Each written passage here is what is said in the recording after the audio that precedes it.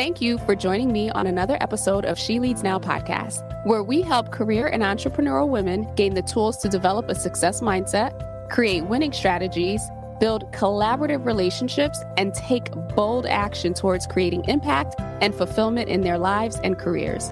I'm your host, Sabine Gideon, and I'm on a mission to awaken and activate women and emerging leaders so they can tap into their innate leadership ability, elevate their influence, and create the impact they were destined to make.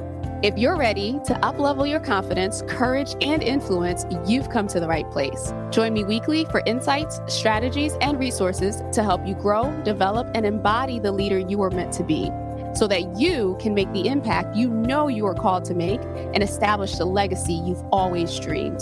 The world eagerly awaits the emergence of your brilliance, impact, and influence. So with that, let's dive into this week's episode.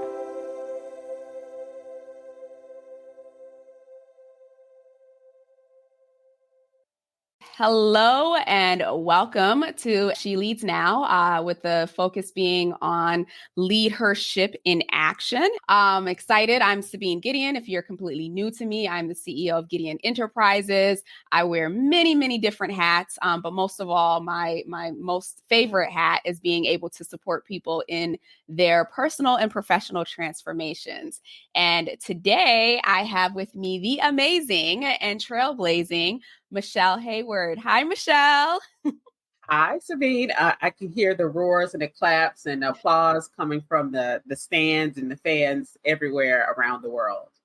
Absolutely. I hear it too. So real quick, for those of you who don't know about Michelle, I'm just going to read off her bio, and then we'll do a little bit of housekeeping and get into this discussion today.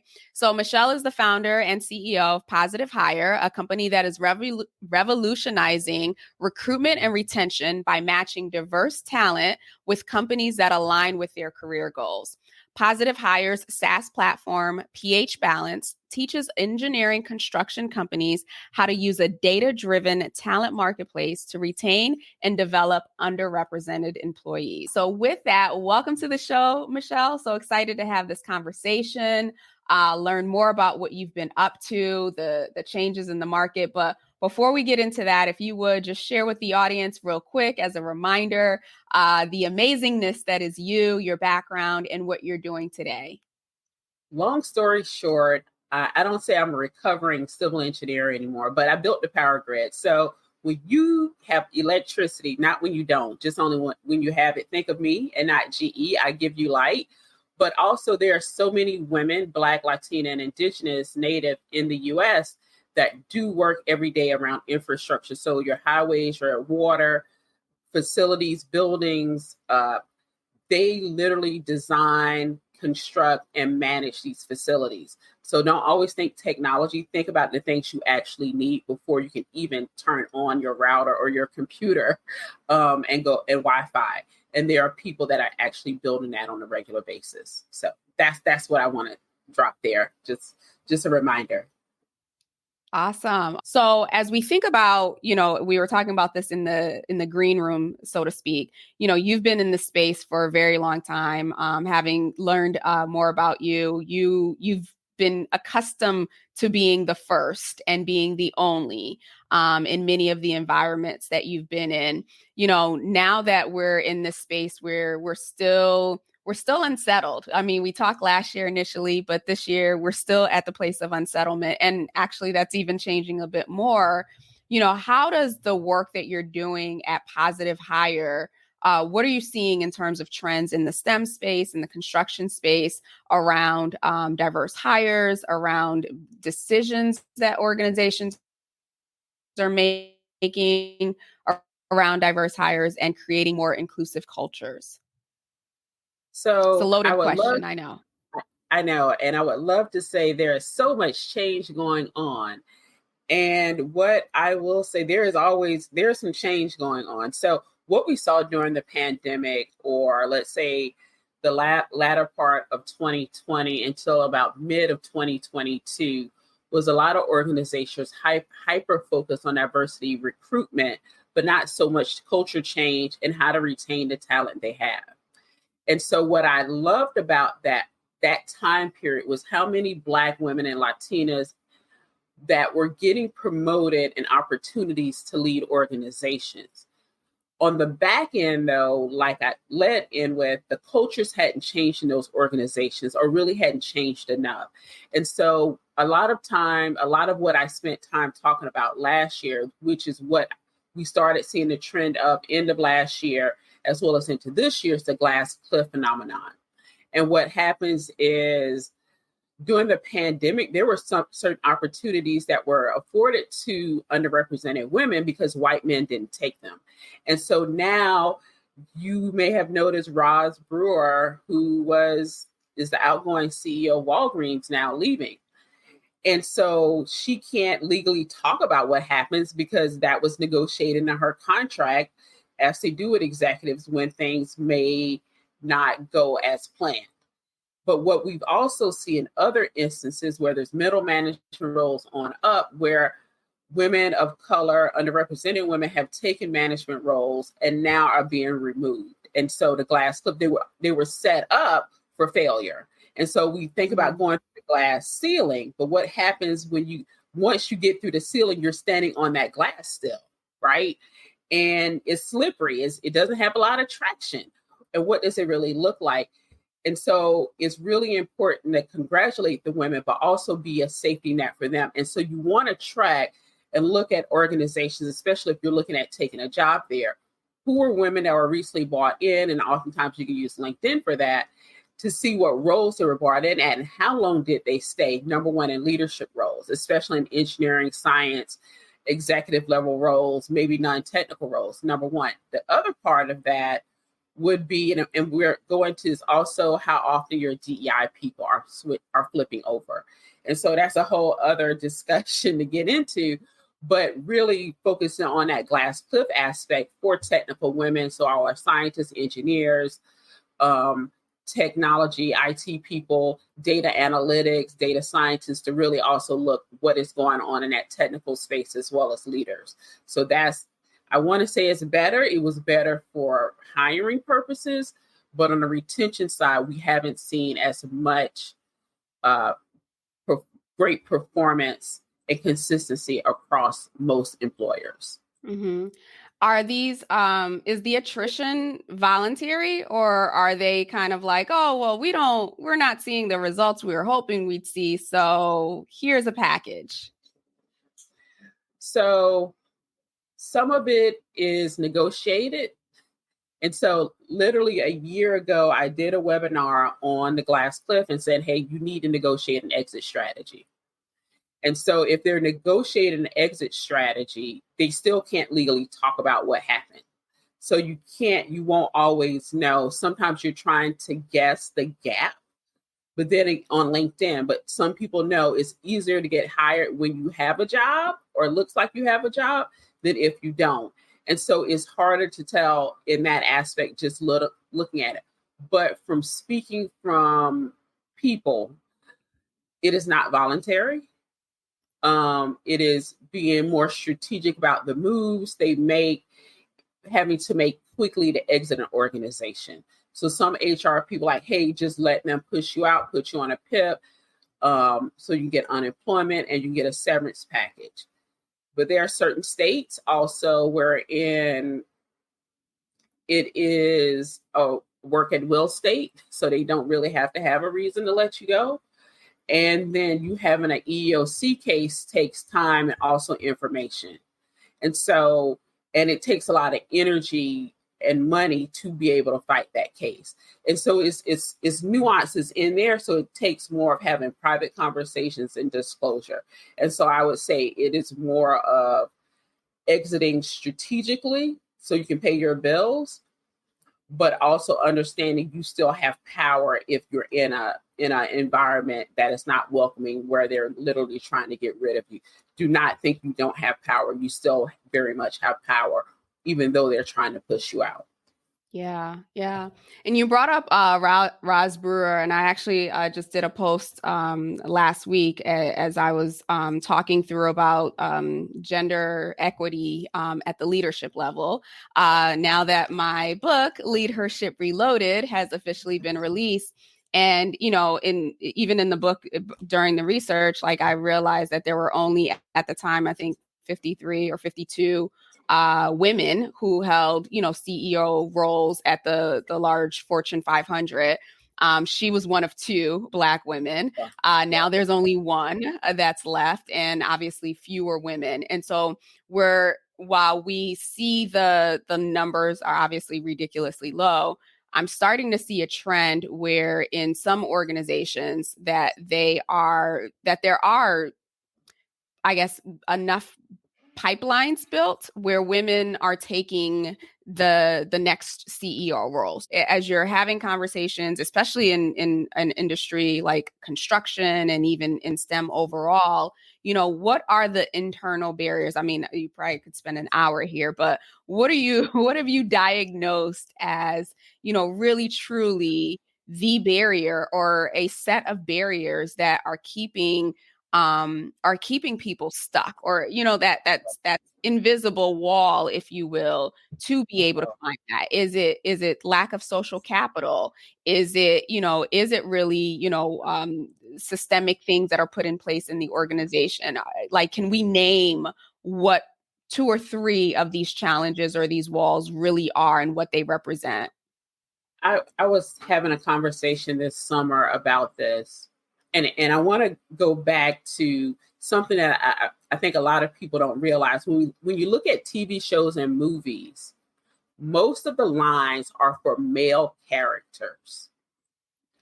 Unless it is a women's driven TV show, 90, like the largest percentage of all the lines will be spoken by men.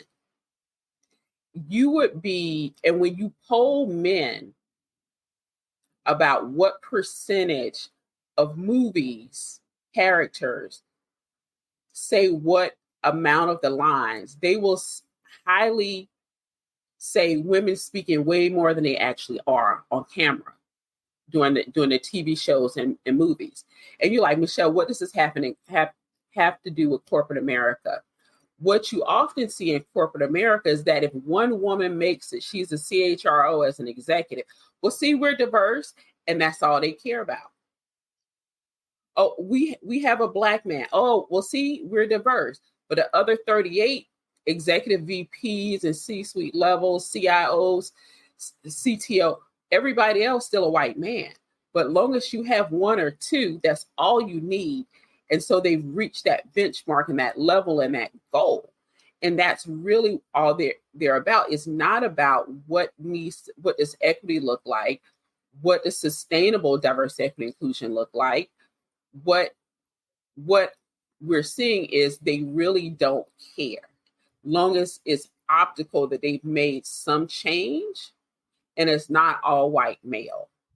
That's the first issue, is the lack of self-awareness that the executive teams really have. And so when we go back and we talk about diversity, equity, and inclusion in the workplace overall, what we find is executive teams, especially pre the murder of George Floyd, were not doing self-work. It was, we bring in a chief diversity officer, a CDO, whatever, and it is literally they're pushing off the work that they need to do themselves on an internal role, which generally has a smaller staff, right? Let's say on a corporate side, for a lot of large Fortune 500, they have a team of 4 people, and they will have the smallest budget. And even though it's called a chief diversity officer, they're not considered part of the C-suite, right? And so they have very, very limited power, but they have to take all the blame. It just reminds me of project management.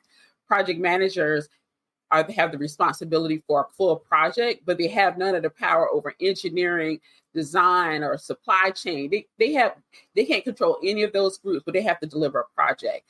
And so it goes back to your other question, like, what is the influence that you also have? And so the influence that you have to have within an organization can help as well. But what I often see is you will see women, and often in an organization, make it to like a senior director or maybe a VP role, and then everything else breaks apart. Like, you'll see very few at that level, and then nobody else rises above. And that woman or women will sit there for years at that level. And you will see men coming in and out of the organization, coming in at higher levels. And the org seems like, well, we don't know where we can find more women. And there was a study that Women in Technology International did back in the 90s, specifically for the tech industry, wherein the company said, well, we don't know where to find women to promote. It's like, well, Sally's been here for 12 years. It's like, what? Who's Sally? The computer engineer that you brought in as straight out of college, from whatever college. Oh, well, what about, and it would name women that had been there for 10 plus years. They didn't see them. They had never internally looked for talent, try to develop their women talent to go into these roles. And so the change on an individual level, then on a cultural level within the organizations are still very, very much broken. Before we can even talk about sometimes what the women need to do, oftentimes we push back on how we need to change. Oh, we need to speak a certain way. We need to wear our hair a certain way. We need to dress. That's not it. The people that need to change have not changed in the last, or not a large enough numbers have not changed in order to really change the culture. And so that's where I would say the change needs to come more is from the leadership than it does from the women and other underrepresented people. Yeah, those are really great points. As I was doing research from the book, there are multiple studies from Pew, Lean In, and all these other sources. And when they polled the executives at the very top of these larger organization, and I'm not saying that this is a valid defense by any means, but a lot of them really were going off of the assumption that there was diversity across the organization. Now, how that happens, right, is beyond me, whether or not the information that is being fed up to them is being fed to them in a certain way, or, the narrative that they're getting. By the time they get the narrative, it sounds like, oh yeah, things are moving. So I almost wonder how much of what we're seeing today and some of this slow movement is not because they don't necessarily care or are not self-aware. It's they're not going to be in Workday or whatever. They're not going to be digging for this information. So they rely on what's being fed to them. So I'm wondering how much of it is just individuals not feeling comfortable or being scared, or whatever term you want to use, to say, no, we really have a problem, whatever the name is, versus, hey, here's the progress we've made. So the CEOs being separated from the organization, and truly that's their call to do that. You will find very few CEOs that literally travel to locations to talk to individual contributors or different staff, and whether they work on the sales floor, doing inbound or outbound sales calls to manufacture. They make those decisions. That's not who they're going to engage with.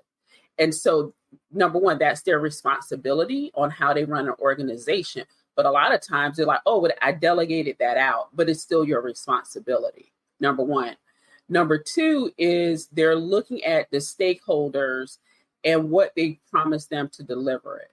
And to them, DEI and diversity of their employee base doesn't always align to how they increase stock prices, they make more sales.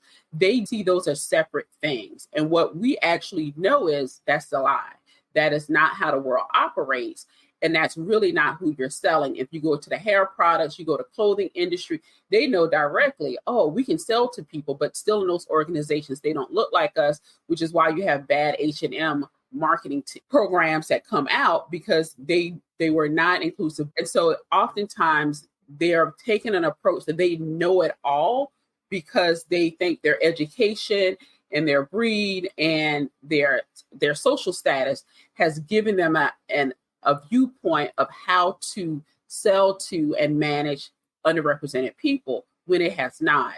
And so they need to take a step back and understand they have a huge gap in learning, because number one, the education that has been provided to them in a context where they were the knowledgeable ones, they were the leaders, which is not true history. And so that's why I go back. It's a lot of unlearning.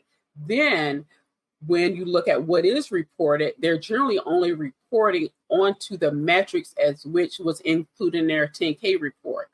Again, what the stakeholders and stockholders really wanted to see, but not in understanding you cannot get those results without the people in your organization. And so there's this huge gap, I would say, between classism and education that needs to be addressed that hasn't really been addressed. And so in those organizations, to me, it's a breakdown in responsibility, thinking just because you delegate something is going to happen. You still need to have checks and balances, and more CEOs need to be out, whether it's 1 week a quarter, visiting different locations in their organizations to better understand what their employees need. And oftentimes pre-COVID, when you had to be in front of people, when they were doing mass layoffs and they would call everybody into one room, or they would do all hands meetings, pretty much the only time you would see an executive, right? Otherwise, they were completely hands off. Oh, well, your manager to your manager to your manager will tell you that. And by the time you get it, it is very, very diluted. And it goes back to one of the very last calls I remember having in corporate. An email went out because we had been acquired like a year prior. Like they hadn't done any calls with us a year since the acquisition. And so the email like, hey, we're going to do an all hands call to discuss the state of the organization. Well, I never got anything else. Now, just for y'all to preference, I worked for an international company that was an engineering construction company. I was in the power groups. I was building transmission lines and substations. Well, the date came and went. I never got, so I hit reply all to internal email.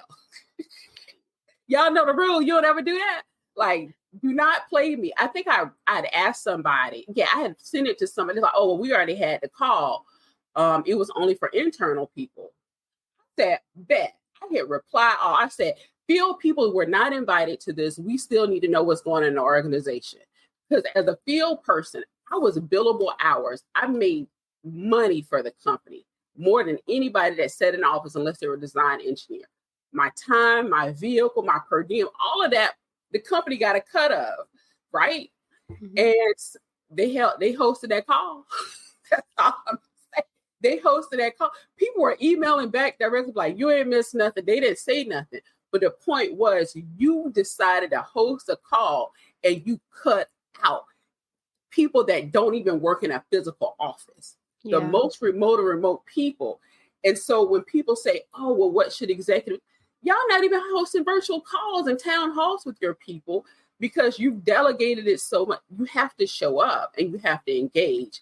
And that is still very much what we're seeing. They only are focused on what the stakeholders are saying, what the board is saying, and you have to still get out and touch the people. And I would say this is different too when you have a CEO than you have a CEO that was a founder, because they built something and they believe in it. And oftentimes you also have CEOs sometimes that come in that don't value people. They just like their work output. And when you have CEOs that value their people, they show up very differently. And so founder CEOs and CEOs that value people have different types of organizations. They operate very differently. And you don't see that a lot in today's age when it comes to Fortune 500s. They're very, very much, the CEOs, C-suite is very much removed from individual contributors and people that do the actual work. Absolutely. I couldn't agree more. I did a presentation on growth mindset not too long ago, going off of Carol Dweck's book. And, she talked about Jack Welch. And of course, if you've read Winning or anything about him, right, like a huge part of his success was the fact that he would walk the floors, he would have conversations, and he would implement and execute based on what it was that he learned. So it wasn't just a dog and pony show of, hey, I'm here at the plant, hello. And so I think it's requiring leadership at all levels, executive down, to be more engaged and more involved and asking questions around what's working, what's not working before we're making these big decisions. And, you keep highlighting a point that I think is very, very important to repeat here, is that as a leader in this time, maybe 5 years ago or before that, it was okay for you to be removed and for you to sit at the throne, if you will, of the organization. But the shift in the demographics of the workforce in our society overall is requiring more engagement. It's requiring more of a human touch. As I was doing the research for the book, 46% of Gen Z are, from multiple different ethnic races. Like that's huge. Like that's the future of our workforce. And they're expecting for the company's values to align with their values. They're expecting to be seen, to be heard, to be recognized, their own unique experiences to be acknowledged. You can't do that sitting on, the top floor of a building where your entire workforce feels disconnected to you. So I'm glad that we're having this conversation. This goes beyond diversity, equity, and inclusion. Like obviously all of those components are important, but this is rooted in how are we treating other humans? How are we coming together? How are we engaging with each other? How are we communicating and showing respect and appreciation, if you will, basic things towards each other to fulfill whatever the organization's mission is. So I wanted to shift a little because we were talking about this before, as it relates to sustainability, right? So we know, based on DEI leaders, I think the report that I read this morning was about 300 in February. 300 DEI leaders were let go in some capacity or another. We're seeing less and less focus on, diversity and inclusion and hires. I mean, there are organizations who are still very focused to that mission, which is great and awesome. But overall, there are a lot that aren't. So as we're looking ahead, we're in, peak. We're at the time of this recording going into like a peak hiring season. Everybody's looking at budgets right now. They're trying to figure out what are we going to do for 2024? What did we meet our goals and whatnot? What is some advice that you have for the individual who is at this space of, I'm looking to advance my career. I want to be aligned with an organization that values me, that creates that space for me to bring my whole self and that I can contribute to. What advice are you giving to the individuals? And then we can speak to how does that then translate to what leadership needs to be focused on coming into the new year? So I like LinkedIn. I know younger people don't. LinkedIn, for those of us that are around for the big recession of 2008, we understand why LinkedIn is so important to us. Like, it's how some of us I stayed employed, but it's really how some of us made it through that time. But what LinkedIn gives you a viewpoint is a couple things. Did they let go of their DEI people? How many did they let go, right? Did they let go of their ERG leaders and founders? That's huge. Like, so when you ask them like, oh, well, what about your ERG? Oh, well, it's not active right now. Why isn't it? We aren't sure. Like, they giving you the runaround. You can go pull some of that information up. The next thing I would say to do is reach out to people that are currently working there or previously worked there to get their feedback on what is it like, especially if the organization has separate locations. Ask about specific locations in that you may work or maybe interviewing for. Maybe it's hybrid, remote. Still get a feel of how it's functioning. Some people have still not figured out how to manage remote teams or how to work in a hybrid environment. So you still want to ask those things as well, but also ask around, sick leave, maternity leave, or hopefully it's paternity leave. What does that look like? And anything else that really directly pertains to your life, whether you maybe not have children or your children are older. So most of your time is caregiving for your parents, right? So there are just different things that you really need to ask and inquire about, and talking to different people at different levels and different locations can give you different vantage point of the organization. The last thing I will say is that job description is going to tell you everything, more than you realize. Meaning, like, if you got the job title, like, go see if you can find that job title about the person that was in that role or other people that have been in that role, and you see they're leaving after like 6 months, 8 months. You're like, you know what, hold up, wait a minute, this may not be it. But also in that job description, it's telling you within the first 5 or so, 5, maybe 7, things that you really need to be cognizant of when it comes to that role. Also, if it's not very detailed, it's very wide, it's very generic, it lets you know they don't know what they really want. Somebody is confused in the organization, and you'll definitely find out if you decide to do an interview. In that interview process too, ask them like, I would like to speak to the person or people that previously held this role, and start asking them pointed questions about whether it's their ERGs, about their benefits, what is their viewpoint on X, Y, and Z. And so that also gives you an idea of what they're focused on overall holistically for their employees. And so those are the three things I really like. Look at LinkedIn, see who's left, DEI leaders, ERG leaders, look who's at executive level as far as diversity, if you can find it, because stock images be stock imaging on the websites, and definitely analyze that job description on a deeper level. I love that. I love that. And for the leaders, and when I'm saying leaders in this particular context, I'm talking about the middle management leaders, like the ones who are carrying the burden, and in some cases are the ones who are creating more of a gap, to be quite honest. So what are some of the things that, looking ahead, these leaders should be thinking about as it relates to, not just checking off a box around diverse hires, but really creating a sustainable, inclusive culture and environment for those who are coming into the workforce? Identify your biases. When somebody calls you out on it, don't lash back. Instead have a conversation, right? And ask them, what do they see as far as your biases, so that now you can keep those in check and really start changing that. Number two, putting in place checks and balances as well on how you deal with not only stressful issues, but conflict on your team, but also when people call out.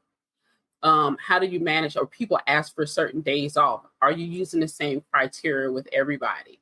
And it may not seem like you're being fair, because somebody may have a health issue, which HR has just said, hey, they have an issue. You're going to have to be able to let them out every Tuesday and Thursday between 2 and 3:30. And the rest of the team is upset.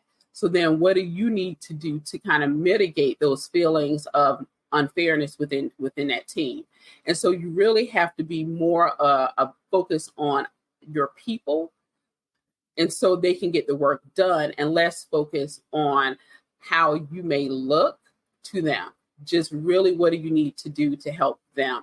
And lastly is really releasing being an individual contributor. This is generally where we get the pain. You weren't trained to manage. You were barely trained to do your job, and you figured out how to do it. But what do you really need to do in order to be an effective and impactful manager? Do not look at your employees as competition, but you want to grow your employees, because when they grow, you grow. So making sure they have the tools, or the best tools possible, and resources to do their jobs, and really going to bat for them overall, and sometimes letting them see you going to bat for them. Some people like, well, I didn't know you did that until after things were done. Like, well, tell them like, yeah, I want to talk to the VP. They're not willing to fund this. So I'm going to see if I can get some money from 3 other departments, and see if we can at least come up with some money to get this training done. Because when people know you're working for their best interests, they're willing to work with you. And oftentimes, as a new manager, a mid-manager, you're still trying to do some of the role. And so that's what I would say for middle managers. Don't carry it all. Yeah, that's really great advice. In the book, as I was researching around, what are some of those pitfalls for like the first time manager, the mid-level manager, and it's really trying to move away from that, doer to delegator mindset and behavior. And I think the statistics were around like, 26%. In some cases didn't feel like they got any training to be managers. And, that number goes higher depending on the industry.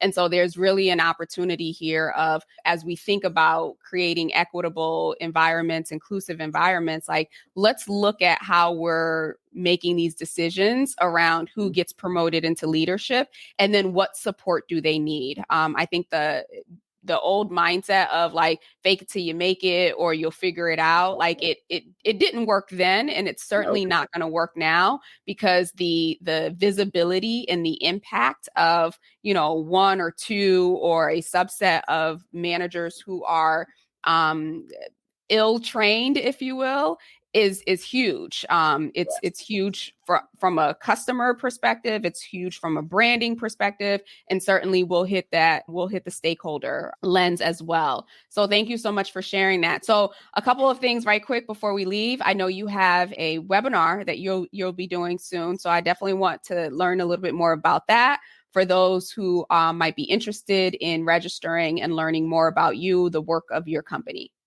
Okay, great. So Positive Hire, we build community really around women, Black, Latina, and Indigenous in science, tech, engineering, math, data. And what we started pre-pandemic was virtual summits back in 2017, because it fit the lifestyle of women who carry so much throughout not only the workplace, but their families and communities. Well, we've also branched out to hosting diversity, equity, inclusion virtual summits, and we have one coming up, Building Sustainable Diversity, Equity, Inclusion in Engineering and Construction.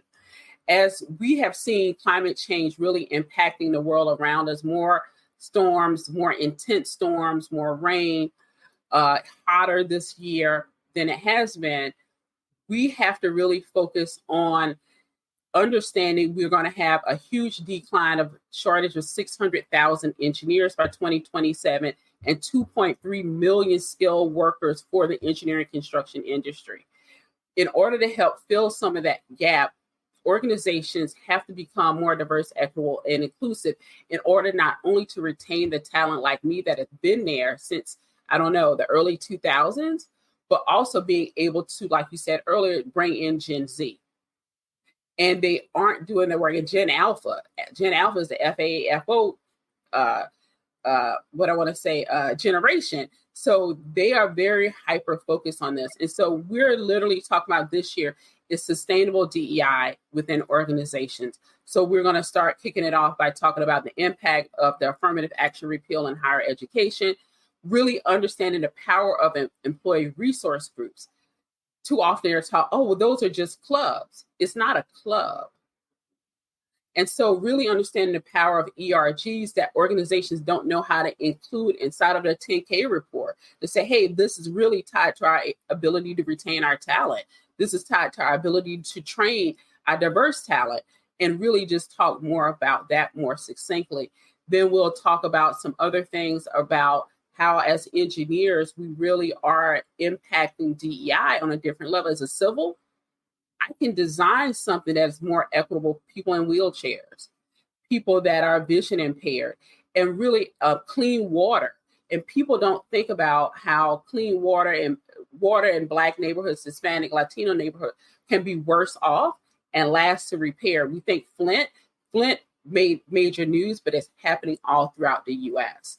And so really just talking about what does DEI look like as an engineering and scientist, technology professionals on a daily basis, but also how organizations need to be tying it in, and how to make it more sustainable in organizations and in the industries overall. So that's what we're working on. I'll drop the information. It's free. It's one day, 10 a.m. to 4 p.m. So come hang out with us. And we even give you a lunch break. So you can go do some work and respond to your emails and then jump back on and hang out with us. Awesome. And so I'm seeing in the background there, it's Tuesday, September 26th. Tuesday, yep. September 26th. Okay, awesome. And we'll be sure to include that link in the show notes as well. Michelle, thank you so much. You're the first person that I'm doing this LeadHership in action thing as a result of the follow-up to the book. So Michelle was one of the original contributors, if you will, to the LeadHership Reloaded series on the podcast, where she shared many gems. So be sure to go back and look at her episode. I believe you were episode 63. I just had it up. 66. So Michelle is episode 66. We'll be sharing this on the podcast as well, as along with all of her links. And so I want to share this again. It's in the book, but I want to say it out loud because This is a powerful legacy. I did share the legacies that every guest shared, and your legacy, your desired legacy, is to be remembered as a person who dismantled gender bias and stereotypes. And you are definitely doing that work and inching towards to keeping that narrative alive. So thank you for the trailblazing, the pioneering, the building, the rebuilding, and all of the things that you're doing, both figuratively and in real life, to help support and to dismantle some of these barriers that exist for us across society. Love. And thank you so much. I'm excited about the book. I can't wait to get my hands on it. So everybody, be sure you're getting your copy too. This is going to be great. Yes, now available on Amazon in paperback and Kindle. So with that, thank you. We will be back next week. The series will run through the end of fall. So if you have questions, if you have ahas, reach out to Michelle directly. Always feel free to reach out to me as well. With that, I will leave you. Have a wonderful rest of the day, and we will talk next week. Take care. Thank you for tuning in to another episode of She Leads Now. If you found today's episode helpful or got a piece of insight that you plan to implement in your business or organization, I would love to hear from you.